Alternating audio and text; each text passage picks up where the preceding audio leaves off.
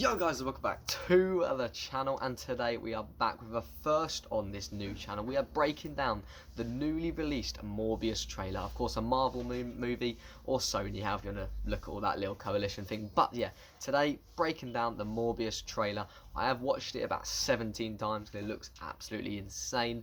Out in January 2022, so I cannot wait. All this new Spider-Man stuff coming out, absolutely buzzing for that. But before we get into this, make sure you guys smash that like button, subscribe if you're new, and hit the bell to start to have all future trailer breakdowns, Funko stuff, movie theories, games, all that good stuff. So, who is Morbius? Because I understand he's quite a, not unheard of, but he's not the most spoken about in the Marvel universe, let's say. Morbius is Dr. Michael Morbius, plain and simple. He's like a living vampire. He's got some superpowers which you see in the trailer, such as the bat radar type thing. He's got he can fly. He's a vampire. You know what that type of thing is, right? Blood sucking, all that good stuff. He made his first appearance in the Marvel Comics back in October 1971, I believe, in the Amazing Spider-Man 101st issue. Depending on what stories you're reading, all that, comics and all that, he did have this three-parter story where he kind of created the symbiote known as Carnage. I believe it was called like the Symbiote Wars or something like that, and he ended up fighting the likes of Agent Venom and the Spider-Man himself, but later turning into the living vampire that we now know as Morbius. But it's weird because in the comics, I guess you can kind of call him more of a villain, but in this live screen adaptation that Marvel are doing now in January, it looks like he's more of like a Venom anti-villain type thing, or anti-hero, how you gonna call it, where he's a good guy, he's not a villain, but he'll do the bad things to do it, kind of like Deadpool as well, and Venom.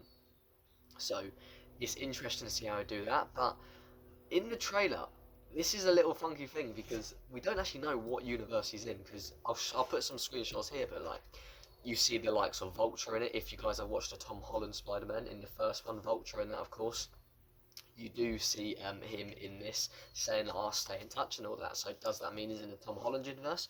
Because on a wall somewhere, I believe, I'll put the pictures up here, you saw the Tobey Maguire Spider-Man spray painted onto the wall, which is interesting because does that mean he's then in the Maguire universe? But then on as he's like helicopters going past, you see the Oscorp building, which is the exact same Oscorp building that was in the Andrew Garfield universe. So at this point, he could be anywhere.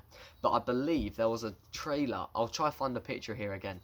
But I believe there was a trailer like a couple months ago, because this movie's been delayed and delayed and delayed, like so many others have. And there was a newspaper saying like, "Where is Spider-Man?" or something. Is that because his version of Spider-Man, whoever that may be, has been taken into the up-and-coming Tom Holland Spider-Man movie?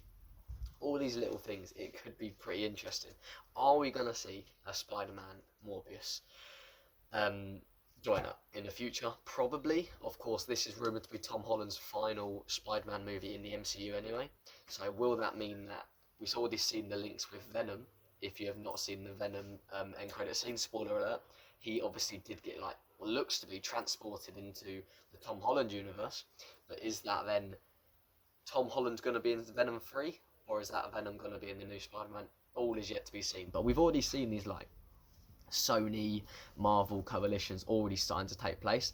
Is that the start of the Spider-Verse, planning for the future after Tom Holland or Spider-Man as a whole leaves the MCU? I'm not too sure. But whatever happens, this movie does look like it's going to be a class movie. And if you've never really heard of Morbius, which is completely understandable, I feel like even if you're not into the MCU, this movie just might be a sick movie. But there are so many links going in between it. So the trailer is looking good. In terms of the trailer, it's got me gassed. It has got me gassed. I'm going to be honest, I completely forgot about this movie and coming out. The way it's been delayed and delayed and delayed. Like, I remember, like, midway through COVID, there was a trailer release then, which I mentioned in the Where is the Spider-Man newspaper thing. But now seeing it again, it is looking very, very good. Of course, Gerard. I can't remember his name. Jared. Can't remember the guy's name. It'll come to me. I'll put it here. But yeah, it looks good. There's a lot of links between him and Spider-Man, so we'll see how it goes. But that's just a quick little breakdown of the trailer in terms of the Easter eggs, and do I think that Spider-Man will be joining Morbius in a future join up, I guess. But let me know your thoughts on the new Morbius trailer down below. Any theories going your way? I'll probably end up doing like a theory prediction video in the future, but let me know your thoughts on the trailer. I'll see you next time, and peace.